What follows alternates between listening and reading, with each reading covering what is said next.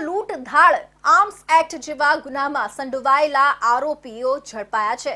છેલ્લા 12 વર્ષથી નાસ્તા ફરતા વોન્ટેડ આરોપી ફાતરિયા જામસિંગ અવાચિયાની મધ્યપ્રદેશના અલીરાજપુરથી ધરપકડ કરાઈ છે।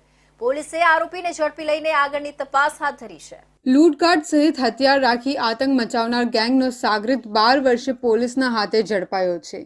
આ આરોપી અને તેમનો પુત્ર સાથે અન્ય સાગરીતો સચિન વિસ્તારમાં કડિયા કામની મજૂરી માટે આવેલા હતા। તે વખતે તેઓએ ખરવાસા ગામ મામાદેવ મહોલ્લામાં 15થી 20 લૂંટેરાઓએ પોતાના હાથમાં લોખંડના પાવડા તથા લાકડાના ફટકા જેવા હથિયારો તેમજ લૂંટારાઓ પાસે રહેલ હથિયારમાંથી ફાયરિંગ કરી અને લોકો પીછો ન કરે તે માટે ડરાવ્યા હતા। એક સંપ થઈ મહોલ્લામાં હોહા કરી પથ્થરમારો કરી ભયનું વાતાવરણ ઊભું કરી ઘરમાંથી રોકડા રૂપિયા અને સોનાના દાગીના મળી કુલ રૂપિયા 4,65,000ની લૂંટ કરી ફરાર થઈ ગયા હતા।